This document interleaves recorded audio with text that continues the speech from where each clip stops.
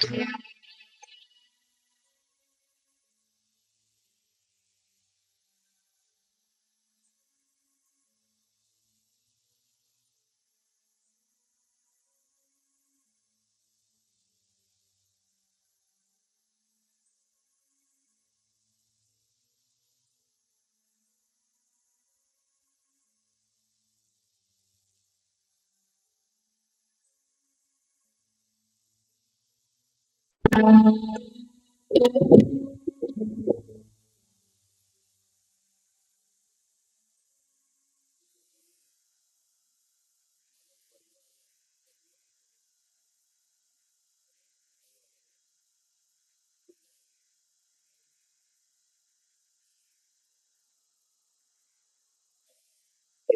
વર્ષ પહેલા ગ્રીસની અંદર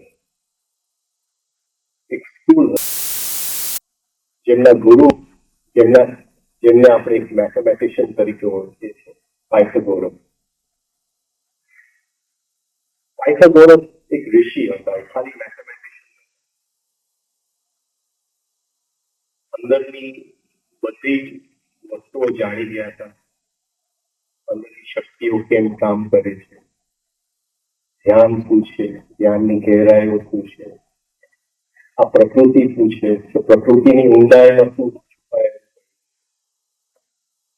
એ જમાનાની અંદર પાયથાગોરસે ખૂબ મહેનત કરી, ખૂબ સાધના કરી. ઇન્ડિયા સુધી આવ્યા, ચાઇના સુધી ગયા અને અહીંના ગુરુઓ પાસેથી બધું લઈ અને પાછા ગ્રીસ ગયા. ગ્રીસ પોતે તે વખતે સમૃદ્ધ દેશ હતો, કલ્ચર હતું ગ્રીસનું પોતે. જમાનામાં અહીંયા ઉપનિષદિક એજ હતું ભારતમાં.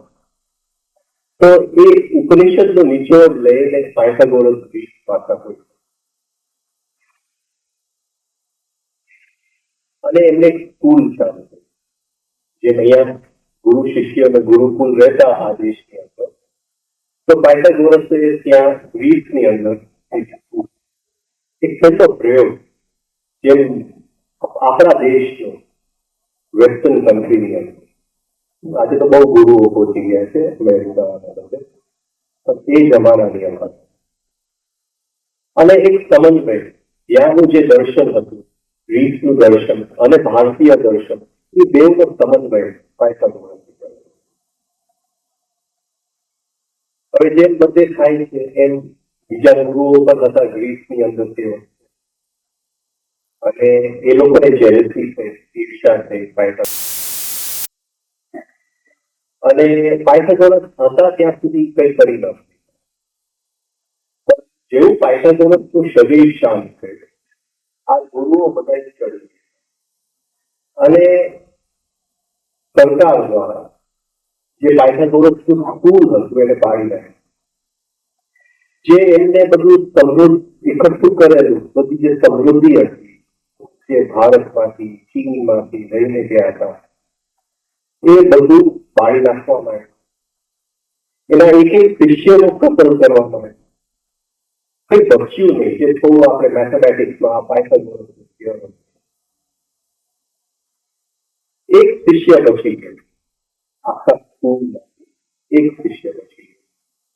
એનું નામ હતું, જે લખેલું હતું, જે રેકોર્ડ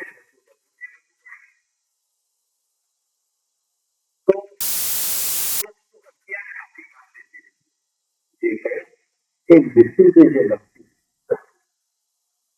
એક શિષ્ય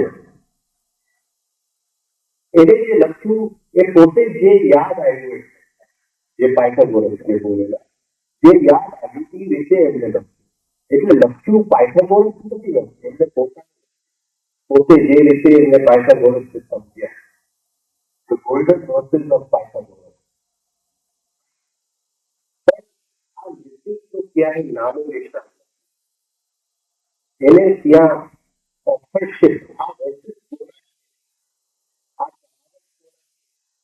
ત્યાં ગુરુનું નામ પાયથાગોરસ. જો પોતાનું નામ લખ્યું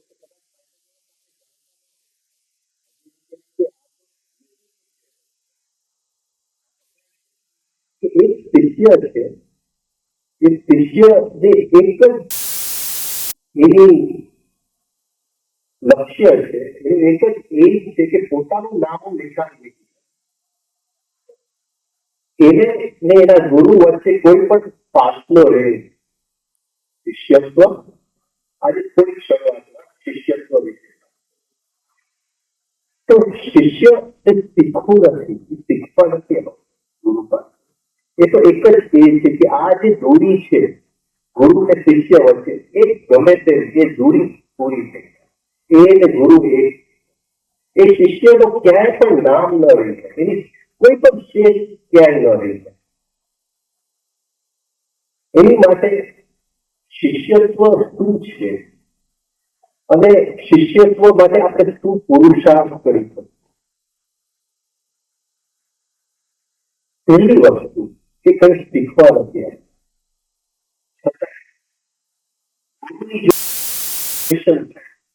ગુરુની જોડે એક લેતી દેતી થાય. ગુરુ કંઈક એનું જે કોન્શિયસનેસ છે, એની જે ચેતના છે એ શિષ્યની અંદર છોડવા માંગે કે એ શિષ્ય પોતે તો એક ઇન્ડિવિજ્યુઅલ એન્ટિટી છે, પોતે એના પોતાના પગ ઉપર ઉભો છે, પણ એ મારી ચેતનાથી સમૃદ્ધ બને. ગુરુની આવી એક ઈચ્છા છે. ગુરુ એની ઉપર કબજો કરવા નથી માંગતો શિષ્યની ઉપર, અને શિષ્ય પોતે એક થવા માંગે છે ગુરુ સાથે. તો એ કઈ રીતે તો એ સમજે છે કે ગુરુને જેવું જોવું છે, ગુરુને જેવું સાંભળવું છે, ગુરુને જેવું સ્પર્શ કરું છું, ગુરુને જેવો સુગંધ લઉં છું, જે સ્વાદ લઉં છું, એ આ 5 ઇન્દ્રિયમાંથી બને. તો શિષ્યત્વ એ છે કે આ 5 ઇન્દ્રિયોને હું તેજ કઈ રીતે વધારે ગહેરાઈથી મારા ગુરુને કે વધારે ને વધારે ગહેરાઈથી મારા ગુરુને હું જોઈ શકું કે એનો જયારે મારી પર સ્પર્શ પડે, ત્યારે એ સ્પર્શ એનો હાથ ભલે ઉઠી જાય પણ એ સ્પર્શ કોઈ દિવસ ઉઠે. એવી એક અંદરની સંવેદના ખેલવાની, એક સંવેદના અંદરથી જગાડવાની કોશિશ કરે છે. એ છે શિષ્યત્વ. તો શિષ્ય જયારે ગુરુને જોડે છે ત્યારે એ આંખને તેજ કરે છે કે કંઈ પણ બાકી ન રહી જાય. જુઓ, આ થોડો સમય ભેગા છે, કંઈ બાકી ન રહી જાય. તો એ ગુરુએ તો એને શીખવવું નથી પડતું, એની નજરથી શીખી લે છે. ગુરુ છાપું વાંચે છે એમાં શીખી લે છે, ગુરુ ચાય પીએ છે એમાં શીખી લે છે, એમાં ટ્રાન્સલેશન થઈ જાય. એને ગુરુએ કંઈ જ્ઞાન આપવું નથી પડતું. એ ગુરુની વાણી સમજે છે, એમાં બહુ ગહેરાઈ, કામ વધારે ને વધારે તેજ થાય. એ ખાલી વાણી ન રહી જાય, ખાલી શબ્દ ન રહી જાય. ભલે ગુરુ કોઈ પણ વાત કરતા હોય, કદાચ યોગની વાત ન કરતા હોય, કદાચ પોલિટિક્સની વાત કરતા હોય, કદાચ શેર બજારની વાત કરતા હોય, પણ એ સવાલ નથી ગુરુ શું વાત કરે. આ શબ્દની અંદર બેઠેલો ગુરુનો ભાવ, આ ગુરુનો ભાવની બેઠેલું જે બને છે એ ભાવ કયા એનર્જી માંથી બને છે, એ ગુરુના એનર્જી સુધી, એ એનર્જી ગુરુની કઈ શૂન્યતામાંથી નીકળે છે, એના કામ તેજ કરે કે આ ગુરુને હું આ રીતે સમજુ. એ શિષ્યત્વની યાત્રા. તો જ્યારે શિષ્ય ગુરુને જોડે છે ત્યારે એ ગુરુના શરીરને નથી, એ ગુરુના શરીરનો કોઈ અંશ નથી. ગુરુનું શરીર આ એનો છેડો દેખાતો નથી. એના એક છેડો અહીંયા જમીન ઉપર આપણી સાથે છે અને એક છેડો કયા અવકાશમાં છે, કઈ શૂન્યતામાંથી દેખાતો. કબીર સાહેબ કહી ગયા कि गुरु गोविंद दोनों खड़े काहे लागू पाओ, बलिहारी में गुरु की थोड़ी सी और बताए. કોઈ કહે છે કે મેં ગુરુના પાવ હું પહેલા પકડું છું, પછી ગોવિંદના પાવ પકડું. વાત બિલકુલ સાચી છે. યાત્રાની અંદર વાત બિલકુલ સાચી છે. અને કબીર સાહેબની વાત તો શું કે છતાંય એક શિષ્યનો પ્રશ્ન રહી જાય કે કબીર સાહેબે દેવને અલગ કેમ જોયા, એ એને દેખાણ ભલે વાત બિલકુલ સાયન્ટિફિકલી સાચું છે કે ગુરુનું કામ છે આંગળી કરવા માટે, ગોવિંદ સિંહોર હતા, પણ એને અલગ કેમ દેખાય? શિષ્યનો પ્રશ્ન રહે, આ ગોવિંદ અને ગુરુ બે અલગ છે એ કેમ દેખાય? ગુરુનું શરીર અહીંયા છે, એનો છેડો શરીરનો અંત ગોવિંદની અંદર, એને ગોવિંદ અલગ બનાવે. તો જયારે આપણી આંખ તેજ બને છે ત્યારે ગુરુને આ રીતે આપણે સમજી શકીએ. ત્યારે યોગ શીખવું નથી પડતું, યોગ એની મેળે અંદરથી ઘટે છે. એવી જ રીતે ગુરુનો શ્વાસ. મને યાદ છે કે એક વખત કોઈના ઘરે પેશન્ટો જોવા આવ્યા, દવાનું કામ કરતા અને લગભગ 250-300 પેશન્ટ હતા અને ટાઈમ બહુ ઓછું હતું એટલે એક પછી એક પેશન્ટો આવતા હતા. બપોરે 12 વાગ્યાથી ચાલુ કર્યું હતું. હવે જેવું 3 વાગ્યા એટલે હું બાજુમાં બેઠો તો દવા લખતો તો બધાય એ બોલતા જાય કે આ પેશન્ટને આ દવા આપવાની આપી, હોમિયોપેથિક દવા કરતા હતા. હવે જેમના ઘરમાં હતા મને 3 વાગે એટલે ચાઈનું એકદમ તરફ અને કામ એટલું હેવી હતું, એક પછી એક દવા લખવાનું અને એકદમ ચાઈની પ્યાસ મળે. હવે જે અમારા હોસ્ટ હતા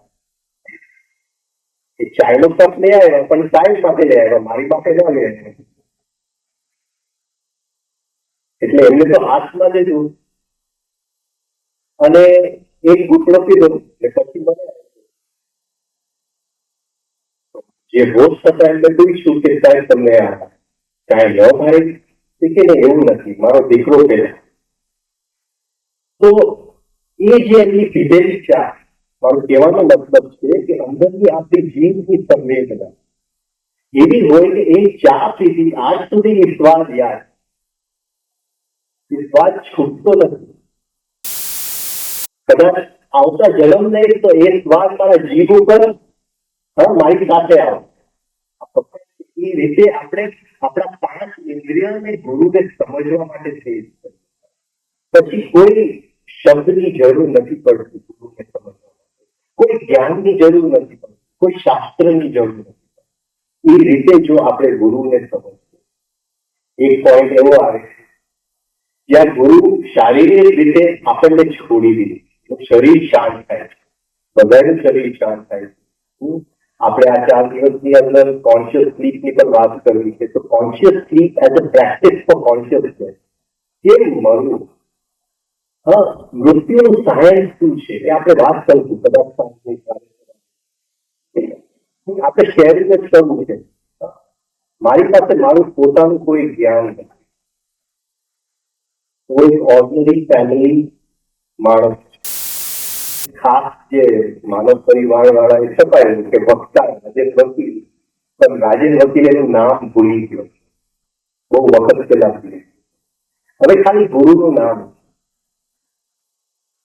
તો ગુરુ એક વખત શરીર છોડી દીધું તો કઈ જાતનો સંબંધ બને? આપણે શું લડવું કે ગુરુએ શરીર છોડ્યું? જેનો હાથ પકડીને ચાલ્યા હતા જીવનના ઉત્તર ચઢાવવાની અંદર, જેનો હાથ પકડેલો હતો, હાથ તૂટી ગયો, તું હાથ તૂટી જાય ઓર સૂક્ષ્મ બને. અને એવું સૂક્ષ્મ બને છે કે 5 ઇન્દ્રિયોને 24 કલાક આપણે તેજ રાખવા પડે. કઈ રૂપે કઈ રીતે આપણી સામે આવે છે બહુ મુશ્કેલ છે, પહેચાનવું બહુ મુશ્કેલ. એક દાખલો આપું પછી આગળ વધુ. કે થોડા દિવસ પહેલા હું બેંકમાં ગયેલો, મારી ચેકબુક ખોવાઈ ગઈ અને જે મારું ખાતું છે એ ચેકબુક ઘણી વખત ખોવાઈ ગઈ હતી એટલે બેંક મેનેજર બરાબર રીતે મારી ઉપર એકદમ ગુસ્સા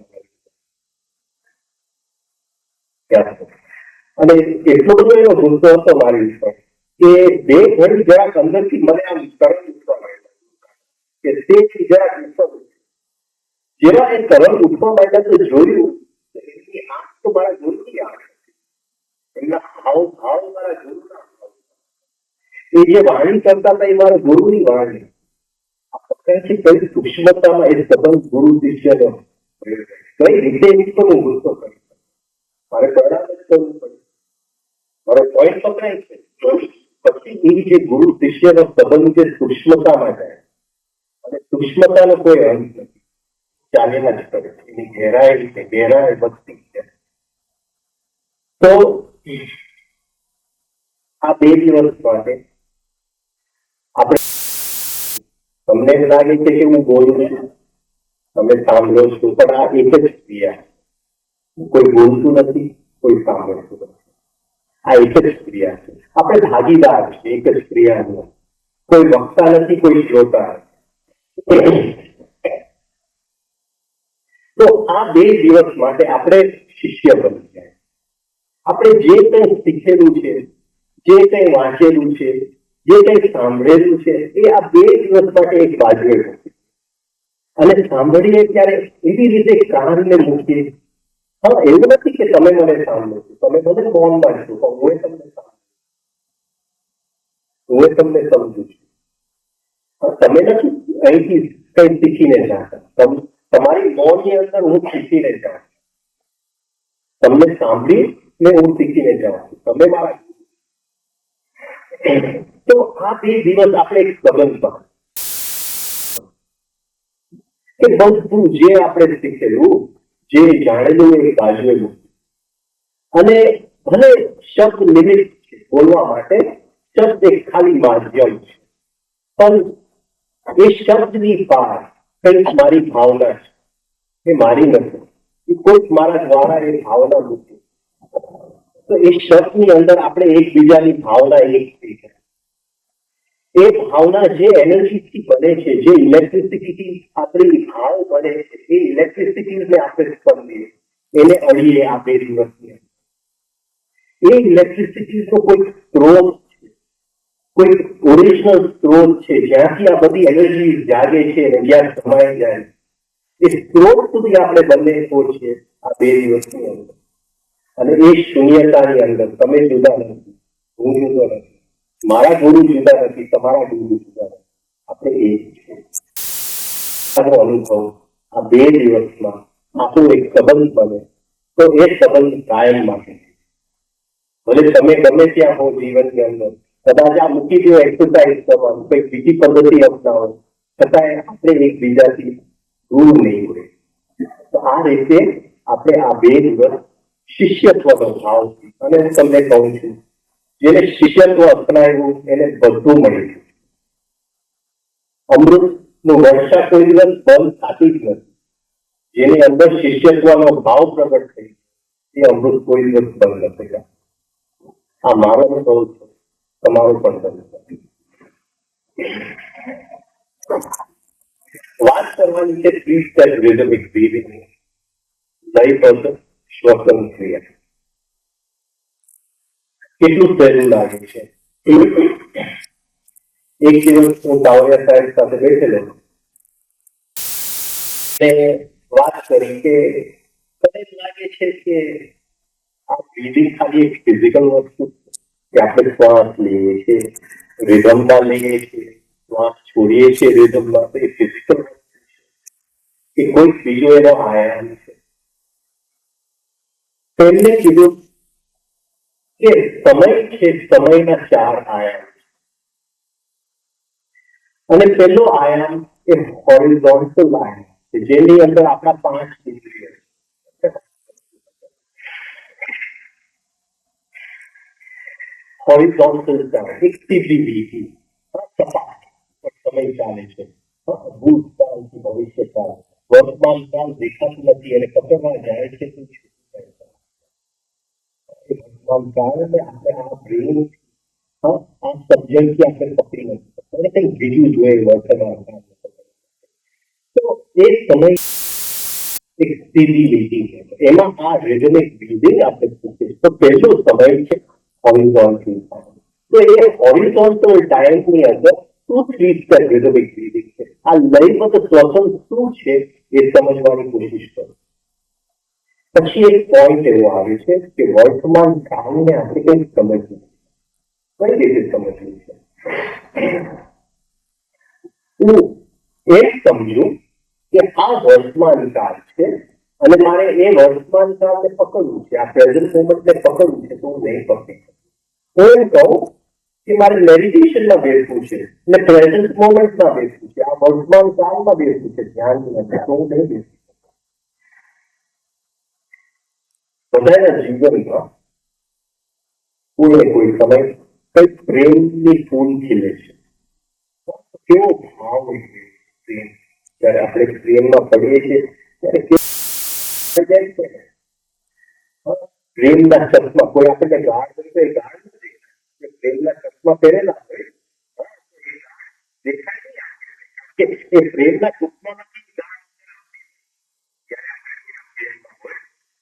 તો કોઈને આપણે ટચ કરીએ તો એ ટચ ની અંદર આપણો પ્રેમ હોય, આપણે જયારે ખાવાનું ખાઈએ તો ખાવાના અંદર બીંગ આખી અંદરની અંતર પ્રેમથી થઈ જાય. એ થોડો વખત શકે પછી પ્રેમ આપણને એ ફૂલ જે ખીલ્યું છે એને અંદર બરાબર તેમ સાચવવું આવડતું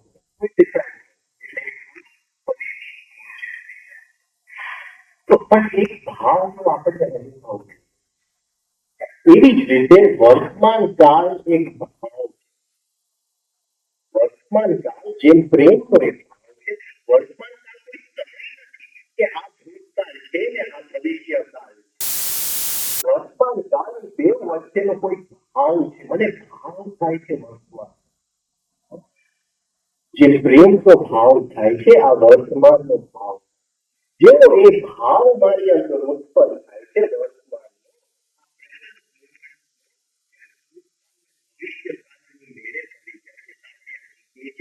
second dimension of time, vertical time. Vertical time શું કે ગુજરાતીમાં સીધી ઊભી, આ પડેલી લીટી આ ઊભી. આ બે સમયની આપણે વાત કરીશું. બીજા બેની વાત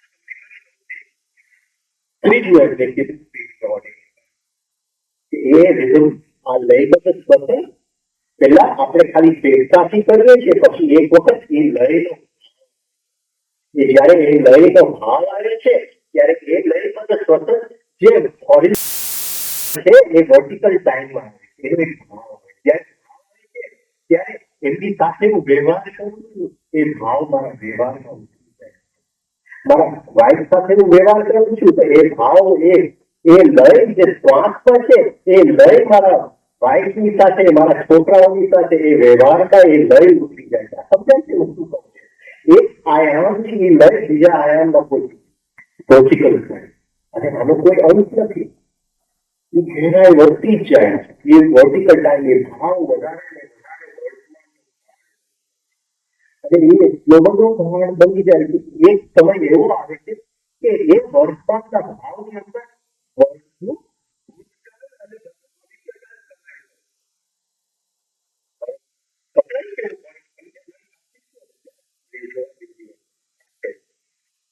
બીજી રીતે તમને સમજાવું કે મારે પિસ્તોલ બહુ પસંદ છે.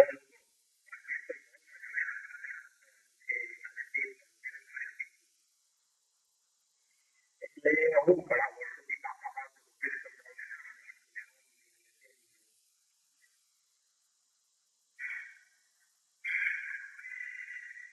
એક દિવસ સામે હતા મને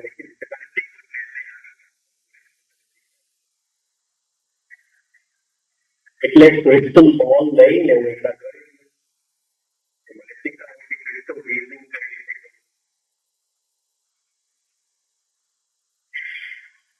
તો એટલે દડો જોઈતો જે કાચનો દડો ક્રિસ્ટલ ત્યાં ટેબલ પર કે તને શું દેખાય છે, અહીંથી જો શું દેખાય છે, અહીંથી જો શું દેખાય છે.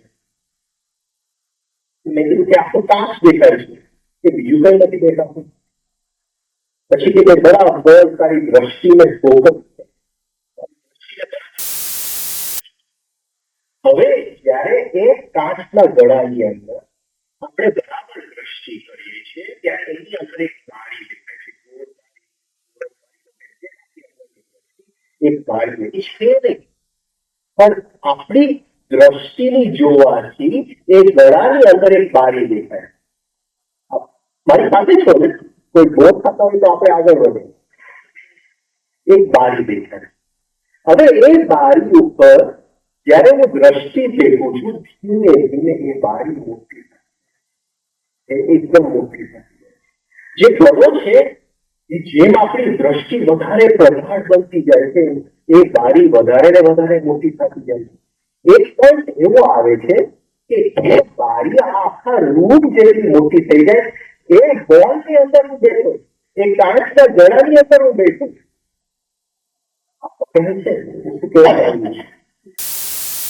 એ દ્રષ્ટિ છે.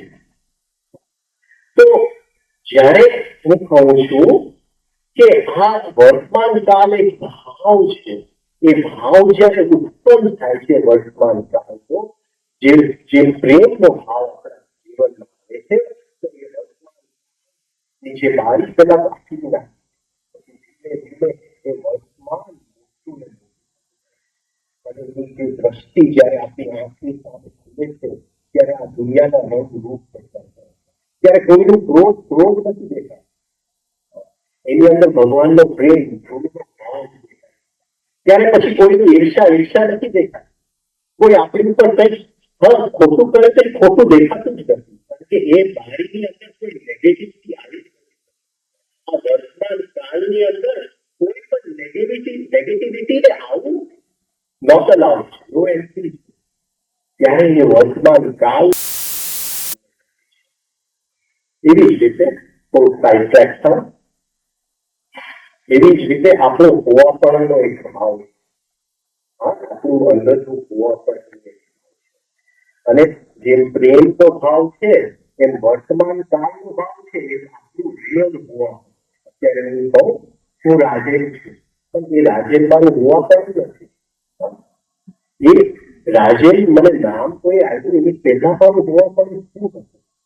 તો એ જે હોવાપણું આ સમયની બહારની હોવાપણું, એક ડિવિનિટીમાં સમય છે, એક વર્તમાન કાળ છે, અને એનાથી દૂર ત્રીજા આયામમાં સમય છે. એ મારું હોવાપણું છે. આ ખબર છે કેમ આપણું લયબદ્ધ શ્વસન આગળ વધતું જાય છે? એ મારું હોવાપણું. એ હોવાપણું એનો જો સ્પર્શ થઈ જાય એક વાર આપણા જીવનમાં, એક બાળક બને છે, એમાંથી ખીલે છે. એ આ અદભુત એક નાટ છે, એક નૃત્ય છે પ્રકૃતિનો. તો એ જે સ્પીડ છે એ જીવનની અંદર, એ જે સ્પીડમાં એકમાંથી બે, બેમાંથી ચાર, એ કોઈ દિવસ જીવનમાં આપણે પકડી નથી શકતા. આપણું જે પરસેપ્શન, દ્રષ્ટિની સ્પીડ તો બહુ સ્લો છે. હું એમને જોઉં છું ને સમજું છું કે આ ભાઈ છે ત્યાં સેકન્ડનો 16 પાર્ટ થઈ ગયો હોય છે. આપણી દ્રષ્ટિની સ્પીડ તો બહુ સ્લો છે. આપણે શું મેડિટેશન કરવાનું? લોકો કલાકો સુધી આમ બેસે, મને હજી સમજમાં નથી આવ્યું શું બેસે છે. એ સ્પીડ સુધી તમે કઈ રીતે આમ બેસીને પહોંચવાના છો? નહીં થઈ શકે. તો એ સ્પીડ, પહેલો કોર્સ ઇંચમાંથી બે, બેમાંથી ચાર, એના સૌથી જે રહસ્યમય ઘટના ઘટે છે એ બ્રેઇનનો વિકાસ. ત્રીજા અઠવાડિયાથી બ્રેઇનનું ડેવલપમેન્ટ ચાલુ છે. ત્રીજા અઠવાડિયાથી બ્રેઇનનું ડેવલપમેન્ટ ચાલુ થઈ જાય છે. બ્રેઇનના કોર્સ બનવાનું ચાલુ છે. બ્રેઇન સેલ એમ કહે છે કે 100 million neuron or 1 billion brain cell, આટલા જે સેલ્સ છે એ 9 મહિના -3 અઠવાડિયામાં બની જાય. જ્યારે બાળક માના ગર્ભમાંથી આવે છે બહાર, ત્યારે એનું બ્રેઇન પૂરું તૈયાર થઈ ગયું. આટલા બધા સેલ્સ એ કઈ રીતે, કઈ સ્પીડમાં એ વિકાસ થયો છે આ બ્રેઇનનો. એ બ્રેઇન વિકાસ નથી કરતું. એ 70 વર્ષની જિંદગીમાં એ બ્રેઇન વિકાસ નથી કરતું. એનું સાઈઝ વધતું નથી, ઘટે છે, વધતું નથી. તો એ જે બ્રેઇનનું જે ડેવલપમેન્ટ, એ મેળે તાંડવ નૃત્ય જે 3 અઠવાડિયાથી ચાલુ થાય છે 9મે મહિને સુધી. અને આ બ્રેઇનનો વિકાસ, એ બાળક નીકળે એ આપણે જાણીએ છીએ. આ ઘણા લેક્ચરમાં હું બોલી ગયો છું, પ્રકૃતિનો લય શ્વાસમાં લઈને. એ બાળક પહેલી વસ્તુ એનું ને સંસારનું કનેક્શન બે રીતે થાય છે. બે રીતે કઈ રીતે થાય છે? એક તો શ્વાસ લે છે અને એક ગહેરી શક્તિ એમાં પ્રવેશ કરે છે, જેને આપણે આત્મા કહીએ, અને એ શક્તિનો ચોકથી એ ચીખી ઉઠે છે. એ બાળક આપણે કહીએ છીએ આ બાળક હવે જીવન છે. આજે આત્માને તાવડિયા નામ આપ્યું ધ ડિવાઇન ફ્રેગમેન્ટ. એટલે આપણે આ શબ્દ વાપરશું, ડિવાઇન ફ્રેગમેન્ટ, દિવ્ય અંશ. હવે આ જે બ્રેન છે એ બાળકનું, જે બાળક નવા જન્મેલા બાળકનું, એ બહુ નાજુક છે. એ બ્રેન બહુ નાજુક છે. અને એ જે બ્રેન સેલ્સ છે અને બ્રેન સેલ્સ વચ્ચેના જે કનેક્શન છે, આખું એનું જે રંજાટ નેટવર્ક છે, એ હજી પૂરું જાગૃત નથી. અને બ્રેનનો ટોટલ વિકાસ થઈ ગયો છે, પણ જે વચ્ચેની ટેલિફોન લાઈન છે, એક ઘરથી બીજા ઘર, એક સેલથી બીજા સેલ, જે કનેક્શન છે, જે કોમ્યુનિકેશનના લાઈન છે, એ હજી જાગૃત નથી થયા. એ 9 વર્ષની અંદર ધીમે ધીમે જાગૃત થાય છે. પહેલા 3 વર્ષમાં વધારે થાય છે, બીજા 3 વર્ષમાં એનાથી થોડા ઓછા થાય છે, અને બાકીના 3 વર્ષમાં સૌથી ઓછા થાય છે. જે એ બાળક વિકાસ પામતું જાય છે, કે એક સેલની વચ્ચે કનેક્શન જાગૃત થતું જાય છે, ટેલિફોન લાઈન જાગૃત. હવે એના ઉછેરની અંદર આપણે જો કહીને નેગેટિવિટી આપીએ, હું એ બાળકને કહું તો એક શાળામાં બેસી જાય, તો શું થાય છે? તે વખતે જે કનેક્શન બે સેલ વચ્ચેના ભૂલવાના હતા, તે વખતે જે શોક લાગી જાય છે, જે ક્રોધ કોઈ બાળક ઉપર કહું, જે ક્રોધથી સંકોચાઈ જાય છે, તો એ કનેક્શન એ બોડી તોડી નાખે છે. આપણને ખબર નથી આપણા બાળક ઉપર આપણે ક્રોધ કરીએ છીએ ત્યારે કેટલી મોટી હિંસા આપણે કરીએ, બહુ મોટી હિંસા આપણે કરીએ. બાળક એકદમ જોરથી આપણી જોડે બોલવા માંગે છે કે પપ્પા આ સાંભળો, તે સાંભળો, તો 2 મિનિટ એને સાંભળી લેવું, બધું કામ મૂકવું, કારણ કે નથી સાંભળતા એમાં બહુ મોટી હિંસા. એ બ્રેનના કનેક્શન તૂટી જાય છે, એનો જે બ્રેનનો વિકાસ છે ત્યાં તૂટી જાય. તો એ 9 વર્ષ એ વિકાસ કરવા માટે જેમ વધારે સ્પર્શ આપણે આપી શકીએ, જેમ વધારે એને પ્રેમ આપી શકીએ, જેમ વધારે ભાવ આપી શકીએ, એક કનેક્શન બ્રેનની અંદર વધતું જાય છે. 9 વર્ષે પૂરું બ્રેન ખીલેલું હોય છે. જે એક સેલમાંથી બીજા સેલના કનેક્શન નથી બનેલા હોતા, એ બોડી એની મેળે પોતાની ઇન્ટેલિજન્સથી તોડી નાખે છે. પછી બ્રેન તો કોઈ વિકાસ નથી થતો. હવે 2 વર્ષ એ બાળક જયારે 5 વર્ષનો થાય છે, ત્યારે એની ઉપર કંઈક થોપવામાં આવે છે, એને આપણે કહીએ છીએ શિક્ષણ. હવે તો બહુ જલ્દી થોપવામાં આવે છે, તો બહુ જલ્દી થોપવામાં આવે છે. આપણને ખબર નથી કે 2 વર્ષનો બાળક, 2 વર્ષનો બાળક એ એબીસી બોલે છે, તો કેટલી મોટી હિંસા થઈ ગઈ છે. એને એબીસી ન બોલાવે, એને કુદરતમાં રહેવા દે. 5 વર્ષ સુધી કુદરતમાં રહેવા દેવું બાળક.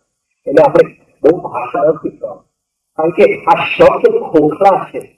એ શબ્દ જે આપણને શીખવાડે છે એ રિયાલિટી નથી. હું જયારે કહું છું આ ઝાડ છે, એ એક શબ્દ છે. એ ઝાડનું મને સંવેદના નથી થતું. એને સંવેદના નેતા શીખડાવો, એના 5 ઇન્દ્રિય અને તેજ શીખડાવો, એને શિષ્યત્વ. આપણા ગુરુકુળની અંદર આ જાતની શિક્ષણ હતી હજારો વર્ષ પહેલા. શબ્દ નતા આવતા, ભાવનાઓ શીખડાવતા હતા. કેવી 5 ઇન્દ્રિય તેજ થાય એ શીખડાવતા. અમે બાળકના કેમ્પમાં આ શીખડાવીએ. હવે આ બાળક 5 વર્ષે એનું પર્સનાલિટી બનશે. એ કુદરતમાંથી કંઈક લઈને આવ્યો છે. એ જે લઈને આવ્યો છે એ સમયના બીજા આયામમાં છે. આગળ આપણે વાત કરીએ. અને જે બંધાય છે એ હોરિઝોન્ટલ ટાઈમમાં છે. એ જે બંધાય છે એ છે પર્સનાલિટી. કે તું મોટો બનીશ, ડોક્ટર બનીશ, તું એન્જિનિયર બનીશ, અને લગભગ બને છે એવું કે એ જે બધી શક્યતાઓ લઈને આવે છે એનાથી એનો વિકાસ ઉલટું છે. આપણી આખી એજ્યુકેશન સિસ્ટમ કઈ રીતે છે કે કોઈ જોતું નથી કે આની અંદર શું શક્યતાઓ પડી, તું લઈને આવ્યું છે. કોઈ જોવા, કોઈની દ્રષ્ટિ નથી, કોઈ ટીચરની, કોઈ શિક્ષકની કોઈ દ્રષ્ટિ નથી કરતું કે આ બાળક સમયના બીજા આયામમાંથી તું લઈને આવ્યો છે. એની પાસે મૂડી શું છે કે એની ઉપર હું ઘર કરાવ. એ સીધું પોતાનું ઘર સોંપવા માંગુ છું, પોતાના વિચાર સોંપવા માંગુ છું. કે આ સારું છે ખરાબ છે, કે ટીવી જોવાય કે ન જોવાય, એનું ઇન્ડિપેન્ડન્ટ થિંકિંગ કોઈ ખેલવા નથી. ટીવી ખરાબ છે, જોવું ન જોવું એ તારા પોતાની વાત, તારી ઇન્ડિવિજ્યુઆલિટી. હું તને સમજાવી દઉં કે વરસાદમાં રમવાથી શરદી થઈ જાય છે, રમવું ન રમવું એ તારી પોતાની એક ઇન્ડિવિજ્યુઆલિટી. કોઈ આ રીતે ઉછેરતા નથી બાળક. તો એ બાળકનો જે વિકાસ થાય છે હોરિઝોન્ટલ ટાઈમની અંદર, આ સમયના પહેલા આયામની અંદર, એ જે પર્સનાલિટી બને છે, એ જે જીવનમાં બને છે, એ બાળક એ જે લઈને આવ્યો છે એનાથી બિલકુલ ઉલટું. એટલે એના બેઝિક, એના પાયાની અંદર જે ટેન્શન છે, જે લઈને આવ્યો હતો અને એની ઉપર જે થોપવામાં આવ્યું, એ ટેન્શનમાંથી એ બાળક એને મુક્તિ નથી મળતું. કઈ રીતે મેડિટેશન કરે, કઈ રીતે યોગ કરે, પણ પાયાની અંદર આ ટેન્શન પડેલું છે. તમે સમજો ને? હા, વાત સારી નથી લાગતી, સમય ઓછો કરતો. હવે એનું પર્સનાલિટી બંધાય છે, એક બને છે. હવે જેને બને છે એનું શ્વાસનું લય તૂટતું જાય છે અને આ બાળક ધીમે ધીમે વિકાસ થતો જાય છે. એક દિવસ મૃત્યુ આવી જાય છે. મૃત્યુ બધી શક્યતાઓનો અંત છે એક રીતે આપણે જોઈએ, અને એક રીતે નવી શક્યતાઓનો શરૂઆત. હવે બીજા આયામથી આ બાળક સુધી આપણે સમય ઓછો થતો જાય છે. થોડું મેળવેક રીડિંગ બધા પાસે કરાવવાનું છે. યોગ સુધી જ્યારે સ્ત્રી પુરુષનું મિલન થાય છે અને છે, તો આ જે પ્રોસેસ આપણે વાત કરી ગયા એ સાયન્સની લડતમાં છે, આપણી દ્રષ્ટિની લડતમાં.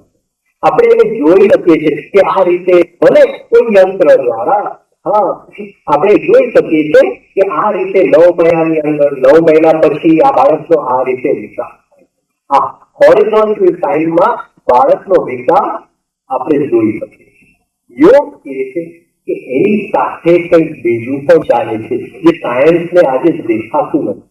એક બીજી ક્રિયા જે બહુ વધારે ઇમ્પોર્ટન્ટ છે, જે બહુ મહત્વની ક્રિયા છે, જે સાયન્સને દેખાતી નથી. કદાચ કાલે દેખાશે, કદાચ એવા યંત્ર સાયન્સ અડી ઉપર છે, એવા યંત્ર શોધવાનું. એક છે સૂક્ષ્મ શરીરનું બંધારણ, એક છે ભાવ શરીરનું બંધારણ. એ દેખાતું નથી યોગ સાયન્સને, પણ યોગ હજારો સાલથી એ વાત કરે છે, એ સાયન્સની વાત. જ્યારે સ્ત્રી પુરુષના મિલનથી એક સેલ માસ્ટર સેલ, અને આ માસ્ટર સેલ બે બને, એકમાંથી જે બે બને છે એ યોગની દ્રષ્ટિએ સૂક્ષ્મ લેવલે જ્યાં દેખાતું નથી બે ચક્ર બને છે, જેના નામ છે મૂલાધાર અને સ્વાદિષ્ઠાન. આ પાયા, આ સૂક્ષ્મ શરીરના પાયા છે, મૂલાધાર અને સ્વાદિષ્ઠાન. પાયા છે આ ફેફસા પણ છે. એ ફેફસા આપણામાં ચાલતા નથી.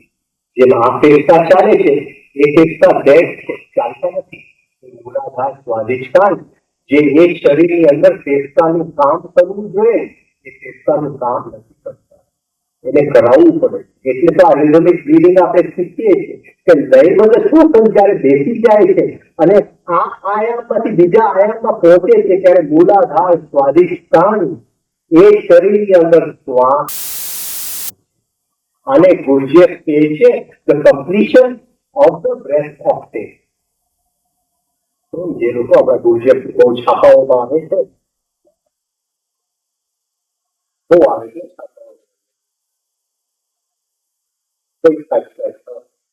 ગુર્જરનું કોઈ ક્રિટિસિઝમ નથી કરતો, પણ છાપાઓમાં હમણાં બહુ આવે છે કે વાત કે ગુર્જર એક અદભુત માસ્ટર, રશિયાનો જે સમય જેની અંદર ગુર્જર હતા એ રેવોલ્યુશનનો સમય, એટલે આખું પોલિટિકલ ક્લાઇમેટ, એની અંદર એનું આ નાનું શિષ્ય ગણ અને એને જ્ઞાન આપ્યું. પણ એ ટોટલ જુદી કિસ્મના માસ્ટર હતા. મારા જીવનમાં એવું બન્યું કે 7 વર્ષ લાવડિયાની જોડે શિષ્યત્વનો ભાવ ઉત્પન્ન થયો. એ તો 1988 થી થયો, પણ 1982 પિંચોતેર ની અંદર એક જીવનભાઈ સ્વામીજી આવ્યા, જે બિલકુલ ગુરુજીએફ જેવા જ માસ્ટર હતા, જેનું નામ હતું સ્વામી રામસુદાસ. અને 7 વર્ષ એમનો સત્સંગ રહ્યો અને પહેલો શિષ્યત્વનો ભાવ એમની સાથે થયો. તો એ લોકોનું કઈ કહેવાય નહીં કે હમણાં આ ઘડીએ કંઈક હોય, બીજી ઘડીએ બિલકુલ છું. અને ગુરુજીએફને તો જે પ્લાસ્ટિક સર્જરી કરીને મોઢાના આકાર, શ્રીદેવી 5 વર્ષ પહેલા જે દેખાતી હતી આજે જુદી દેખાય છે, કારણ કે પ્લાસ્ટિક સર્જરી કર્યું છે. આપણે કહીએ છીએ ને પિક્ચરની અંદર, એવી જ રીતે ગુરુજીએફ આ ક્ષણ આપણી જોડે અહીંયા હતા, પણ અહીંથી જઈને ટ્રેનમાં બેસે ને ટ્રેનમાંથી આપણે જોયું તો આ તો વ્યક્તિ બદલાઈ ગયો છે. એને અંદરની પ્લાસ્ટિક સર્જરી એ વ્યક્તિ જુદા કિસ્મ સરળતાથી આપતા હતા. એ આજે એક વાક્ય બોલે તો એનું કનેક્શન 3 મહિના પછી બોલે. સમજાય છે? એમ કે ભાઈ આજે 7 થી 9 લેક્ચર છે, તો 7 થી 9 તમે આવો તો ગુરુજીએફ હાજર ન હોય. એ તો 5 વખત 7 થી 9 તમને બોલાવશે ને 7મે વખત હાજર હશે. પછી 200 માણસ માંથી 2 બચ્યા હશે, પછી એને ગયા કોને ત્યાં આ ગુરુજીએફ આ કિસ્મના માસ્ટર. હવે ગુરુજીએફે જે જ્ઞાન આપ્યું એ ઓસ્ટિલિટી. હવે આ જે ઇલોજિકલ માસ્ટર, જે કોઈ ભાષામાં ન આવે એવા વ્યક્તિ જોઈએ, એને ઓસ્ટિલિટી એ આખું સાયન્ટિફિક બનાવ્યું. આખું જે જ્ઞાન એમને ટુકડે ટુકડે જે આપ્યું, જુદી જુદી રીતે આપ્યું, જુદા જુદા આકારમાં આપ્યું, એ આખું જ્ઞાન અને સાયન્ટિફિક રીતે એમને ગોઠવ્યું. એક યોગનું મહલ ખડા કર્યું. જે બધાએ આપણે લેગો રમીએ છીએ ને, નાના હોય ત્યારે લેગો, એક પીસ આ લીધું, એક પીસ આ લીધું, એક હેલિકોપ્ટર બનાવ્યું, એક ઘર બનાવ્યું, એક ગુરુજીએફના જુદા જુદા જે ટુકડાઓ હતા એ લઈ અને એક યોગનું મહેલ ઓસ્ટિલિટી બનાવ્યું. લોજિકલ યોગનું મહેલ, સમજી શકાય એવું, સિસ્ટમેટિક. અને ગુરુજીએફના શિષ્ય એ મહેલને ફોલો કરે છે. એની અંદર એ ગુરુજીએફ ખોવાય છે. જે ઓરિજિનલ ગુરુજીએફ એ લોજિકલ, આપણે શું કે અજડ, શું કે જેને કોઈ ઢાંચામાં રાખી ન શકાય એની સંવેદના એ શિષ્યોમાંથી મળી ગઈ. આટલું છાપામાં છપાય છે એટલે મેં કીધું થોડી વાત કરું કે જે રહી ગયું છે એક સાયન્ટિફિક સિસ્ટમ અને એની અંદરની જે સ્પોન્ટેનિટી હતી એ ગુરુજીએફ જાણે કે એની સાથે નથી. અને કોઈ આપણે વાત થઈ છે ભારતના વિકાસની અને બીજા આયામની અંદર સંસ્કારના વિકાસ. તો મૂલાધાર અને સ્વાધિષ્ઠાનની વિશેષતા છે એ સૂક્ષ્મ શરીરમાંથી. એ મૂલાધાર ને સ્વાધિષ્ઠાન એક રિપોઝિટરી છે. રિપોઝિટરી સમજો છો? એક તે મારે ધંધો કરવો છે કેસેટોનો, અને તે આખી છે મ્યુઝિક રીડિંગના કેસેટોનો મારે ધંધો કરવો છે. તો હું શું કરું કે એક મારી પાસે માસ્ટર કેસેટ છે, જેમાંથી હું બીજા કેસેટો કરું. એ માસ્ટર કેસેટ મારા ઓફિસના તિજોરીમાં હોય, એમાંથી હું બીજા કેસેટ પણ કરું અને બીજા બધાને વેચું. રાઈટ? હવે એ મારો ધંધો જો કોઈને બંધ કરવો હોય તો એને શું કરવું પડે? એ માસ્ટર કેસેટ મારા તિજોરીમાંથી લઈ એટલે પૂરો થાય. હા, પછી મારી પાસે બીજી કરી શકું, કારણ કે માસ્ટર ચાલી ગઈ. હવે મારો ધંધો કેટલો ચાલે?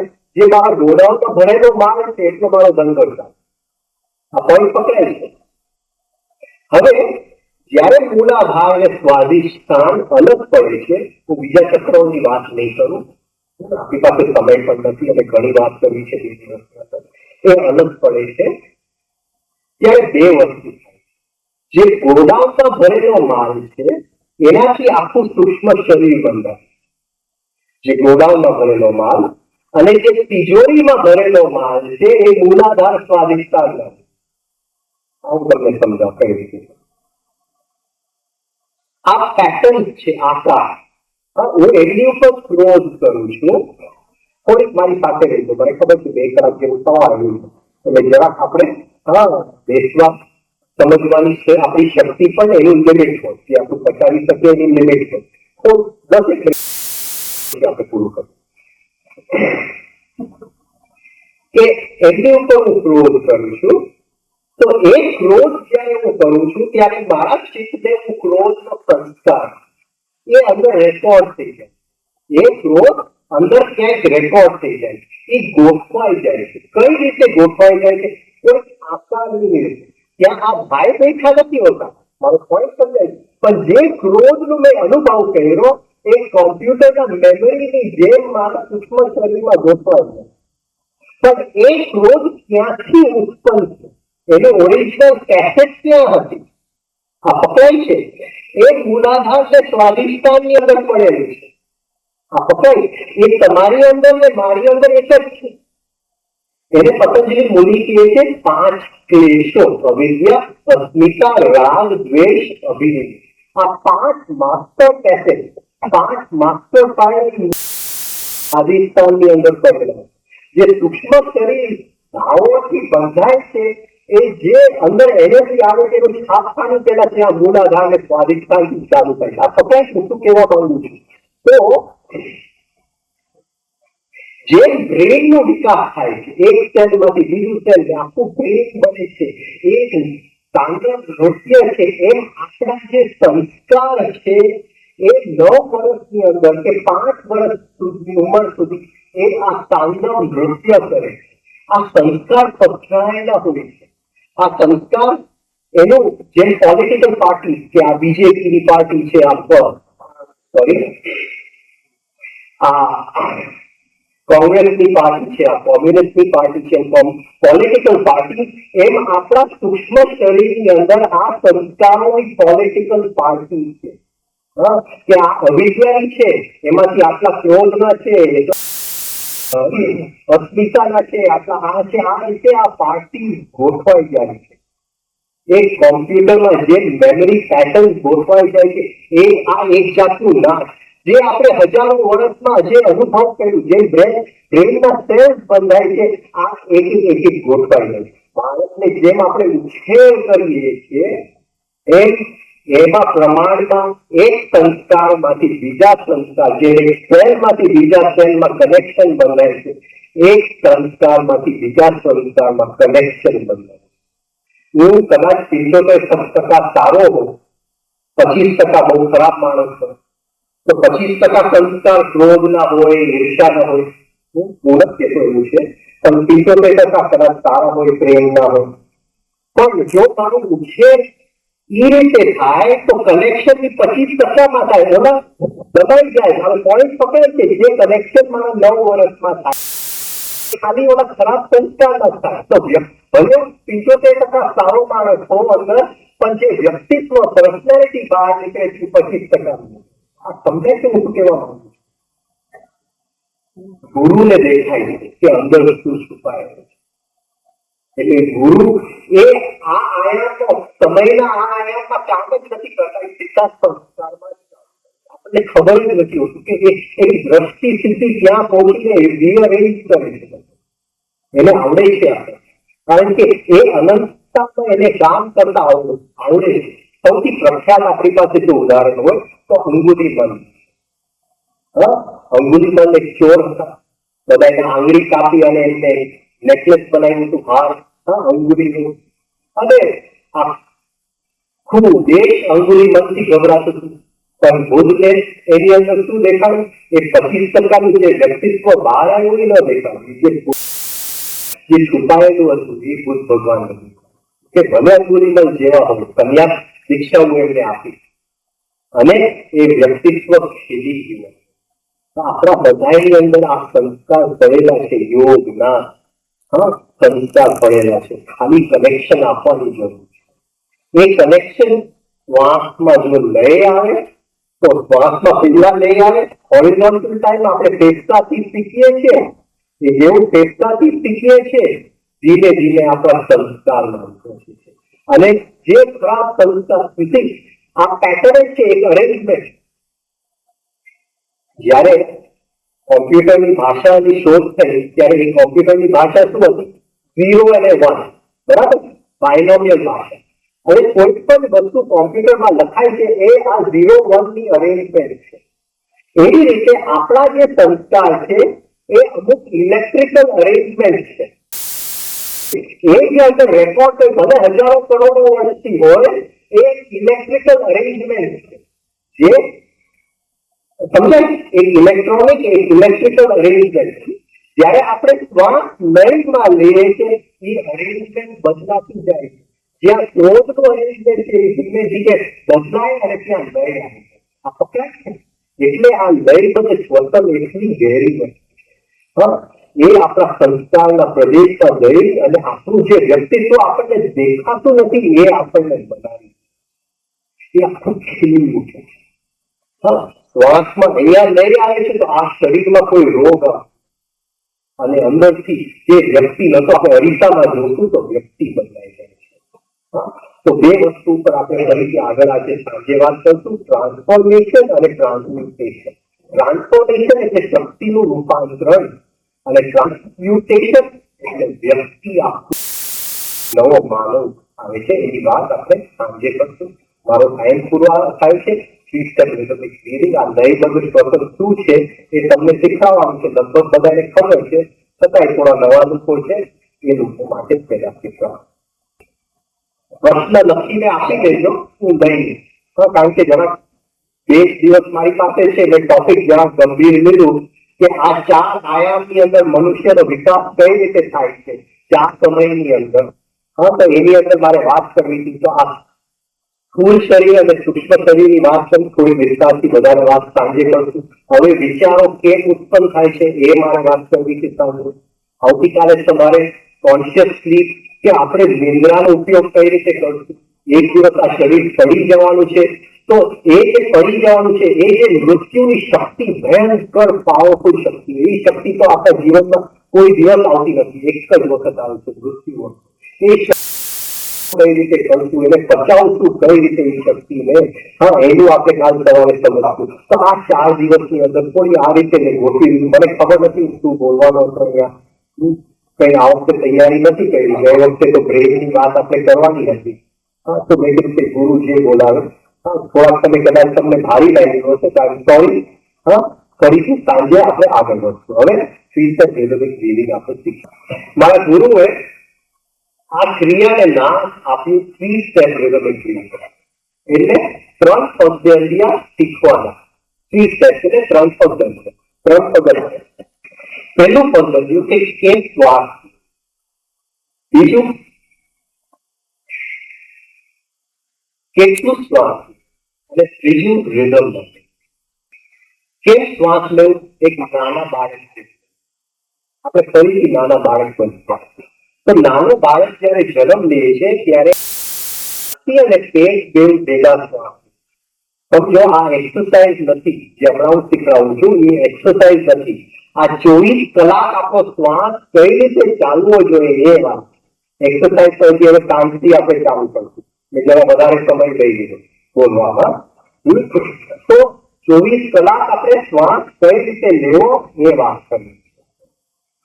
તો નાનો બાળક જયારે શ્વાસ લે છે ત્યારે એનું છાતી અને પેટ જેવું ભેગા આ લયમાં લે છે. 1 2 3 5. 1 2 3 5 6 શું છે હું તમને સાંજે સમજાવીશ. 4 આપણે ગણતા નથી. 1 2 3 શ્વાસ લઈએ છે, 5 6 છોડીએ છીએ. અને 4 શું કામ નથી ગણતા? શ્વાસ લઈએ છે, શ્વાસ છોડીએ છે. હા, એ બે વચ્ચે એક ગેપ છે. એ ગેપ જો ગણવા જાય તો વધી જાય છે. 1 2 3 લઈએ છે, 5 6 છોડીએ છે, 4 અંદર ગણવાની જરૂર નથી. એ 4 છે. જયારે સમયના બીજા આયામની વાત કરશું તો એ 4 કનેક્શન છે. ત્યાં એ દરવાજો છે. એ 4 એની વાત આપણે કરશું આગળ. તો 1 2 3 આપણે શ્વાસ લઈએ છીએ, 5 6 છોડીએ છીએ. તો આ બાળક જયારે જન્મ લે છે છાતી અને પેટથી શ્વાસ લે છે. 1 2 3 5 6 1 2 3 5 6. આ રીતે કુદરત લઈને બાળક જન્મ. ધીમે ધીમે શ્વાસની ગતિ સ્લો થઈ જાય. 1 2 3 5 6. એક પોઈન્ટ એવો આવે છે કે મિનિટના 12 શ્વાસ છે. 1 2 3 5. પછી શિક્ષણ આવે છે, પર્સનાલિટી આવે છે, સમાજ આવે છે, માતા પિતા આવે છે કે આ કરવું, આ ન કરવું, આ સાચું, આ ખોટું, આમ હોય આમ ન હોય, એ જ્યારે આવે છે ત્યારે પહેલી વસ્તુ એનું જે બાળક બગડે છે એનો શ્વાસ બગડે છે. અને પછી ચાલે છે, જેવો ભાવ અહીંયા ચાલે છે એ પ્રમાણે એનો શ્વાસ ચાલે. તમે સમજી નથી શકતા, પણ જયારે હું ક્રોધમાં હોઉં છું, એની પર ક્રોધ કરું છું, મારો આખો શ્વાસ એ ક્રોધનો આકાર લે છે. આ પોઈન્ટ પકડાય છે. જયારે હું અહીંયા શાંતિથી બેસી બરાબર વિચાર છે કે એનું આ કરી નાખે, એને દેખાતું નથી. મારો શ્વાસ છુપાયેલું નથી વિચાર, એ શ્વાસ તરત જ વિચારનો આકાર લે છે. અને એ અંદર રેકોર્ડ થઈ જાય છે મારા ફેફસામાં, ને ફેફસામાંથી લોહી જાય છે, તો એ જે વિચાર છે, એ જે આકાર છે ક્રોધનો, એ શરીરના એક એક કોષ છે પછી કેમ આપણે રોગી થાય સમજાય છે. આપણા વિચાર દ્વારા, આપણા ભાવ દ્વારા કેમ રોગ ઉત્પન્ન થાય છે, કારણ કે શ્વાસ તરત જ એ આકાર લે. ઉલટું પણ સાચું છે કે શ્વાસ જો લયમાં હોય તો વિચાર હંમેશા લયમાં હોય. પછી કરવાની જરૂર નથી. આપણે જીવીએ છીએ મેડિટેશનમાં, કારણ કે શ્વાસમાં લય છે. તો એ જો મારે ક્રોધ કરવો હોય તો શું કરવું પડે? શ્વાસનું લય તૂટે તો હું ક્રોધ કરી શકું, બાકી હું ક્રોધ ન કરી શકું. હા, મારે એની ઉપર ઈર્ષા કરવી હોય તો હું ઈર્ષા કઈ રીતે કરું? એ શ્વાસનું લય તૂટે તો હું ઈર્ષા કરી શકું. મારા શરીરમાં કોઈ રોગને પ્રવેશ કરવો હોય તો કઈ રીતે કરું? એ શ્વાસનું લય તોડીને જ પ્રવેશ કરી શકું. અહીંયા તો 24 કલાક લય જ ચાલે છે, તો 24 કલાક આ ધ્યાનમાં જ રહે છે, આ 24 કલાક ભક્તિમાં જ રહે છે. એની માટે કોઈ સ્પેશિયલ કરવાની જરૂર નથી. પછી એ ભક્તિ, એ ધ્યાન આપણે 24 કલાક જીવીએ એ કરવાની વસ્તુ નથી. તો શ્વાસ નાનું બાળક લયમાં લે છે 1 2 3 5, એ આપણે ફરીથી શીખીએ. હવે એ શીખવા માટે થોડા દિવસ આપણે ઊંડા શ્વાસનો પ્રયોગ કરશો. આ ટચીને આંગળી નાભીમાં રાખશો અને હાથ અહીંયા રાખશો. આપણે મોટા થાય છે, આપણું છાતી કામ કરતું બંધ થઈ જાય છે અને લગભગ આપણે શ્વાસ પેટથી લઈએ. આ તો છાતી બંધ, નાના બાળકનું બેવ ભેગા થાય. પાછું કોઈકનું પેટ મોટું થઈ ગયું હોય છે, કોઈકનું કમ છે, કોઈકનું ઓરિજિનલ રૂપમાં છે. હવે પેટને શ્વાસ લેવાનું ઓટોમેટિક એનો આદત છે 90% લોકોની અંદર. એટલે પેટ શ્વાસ લે તો જો કે છાતી પણ એટલું જ શ્વાસ લે. એટલે કોઈનું પેટ આમ હોય તો બે ભેગા આમ જાય, કોઈનું આમ છે તો કોઈ બે ભેગા આમ જાય, કોઈનું લેટરલ છે તો આમ જાય. છાતીને ફૂલાવતો પેટને આદત છે એ એની મેળે આવશે.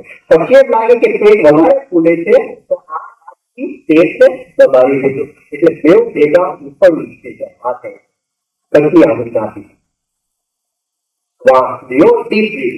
Breathe in, breathe out, breathe in, breathe out, breathe in, breathe out. છાતી અને પેટ ભેગા. Breathe in, breathe out. હવે તમે શું કરશો? 10 દિવસ થોડો સમય મને આપશો. ઘરે જાઓ, અરીસા સામે આમ બેસી જાવ અને આ તો ખાલી પેટ જ છે. આ છાતી અને પેટ ભેગા છે, બે ભેગા છે. એ અરીસામાં જોજો, અહીંયા અરીસા મૂકી અને જોજો કે બે ભેગા ચાલે છે કે કેમ. હા, અરીસાની અંદર આમ જોજો બે ભેગા ચાલે. 10 દિવસમાં તમે શીખી જશો. હા, ઊંડા શ્વાસનો પ્રયોગ કરી 10 દિવસમાં તમે શીખી લો. નાના બાળક હતા ત્યારે બે ભેગા જ ચાલતા હતા, એ ભૂલી ગયા છે, ફરીથી આપણે યાદ જ કરવું. હવે 10 દિવસ પછી 24 કલાક ઊંડા શ્વાસ ન લેવા, એટલે ફરીથી જે ઓરિજિનલ તમારો શ્વાસ હતો, શ્વાસનો જે જથ્થો હમણાં લેવાય છે એ નાનો શ્વાસ, એટલો જ શ્વાસ લેજો, પણ એમાં બે ખાલી પેટ ચાલુ. સમજાય છે? ફરીથી હાથે રાખો. હવે સમજો 10 દિવસ નીકળી ગયા છે, નોર્મલ શ્વાસનો જથ્થો લેવાનો છે. પણ નોર્મલ શ્વાસમાં જ્યાં પહેલા ખાલી પેટ ચાલતું હતું, હવે કેવું ભેગા થાય. ફરીથી શ્વાસ ઊંડો શ્વાસ લે, પણ બે ભેગા. Breathe in, breathe out, breathe in, breathe out. હવે આ મ્યુઝિક સમજો. આ રીતે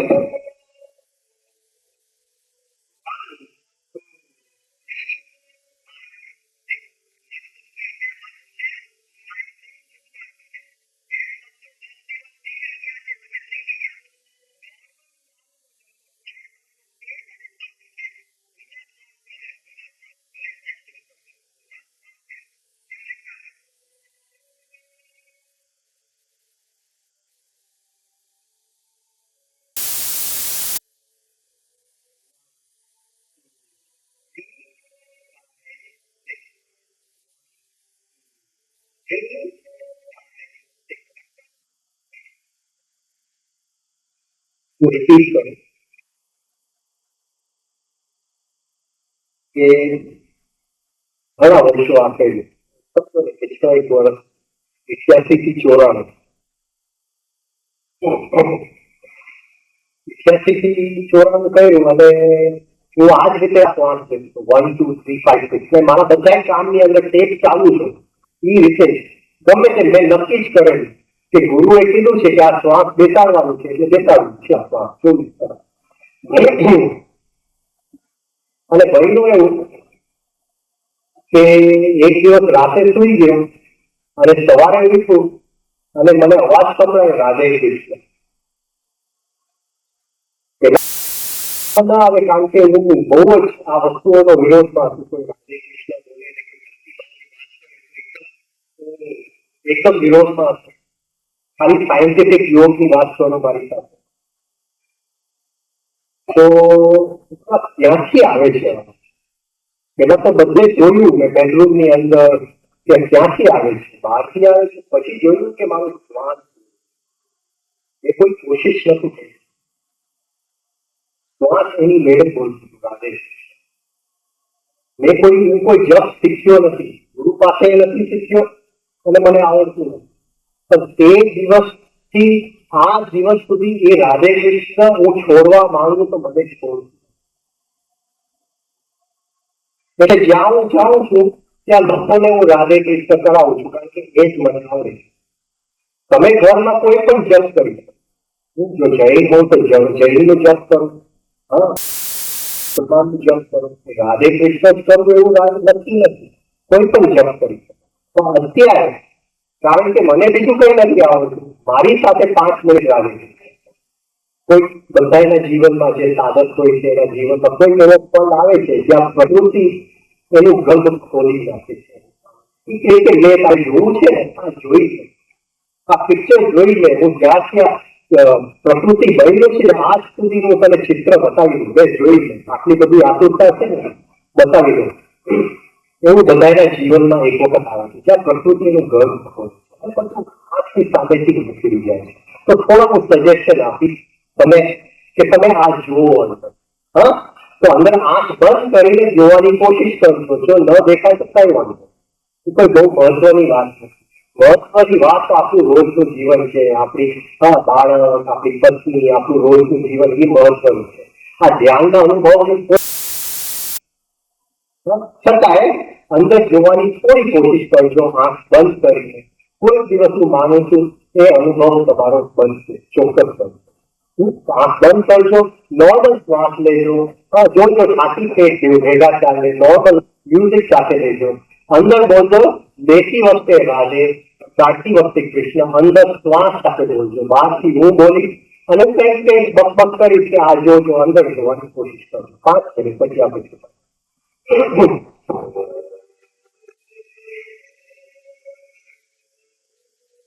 બેસી વખતે રાધે શ્વાસ કાઢતી વખતે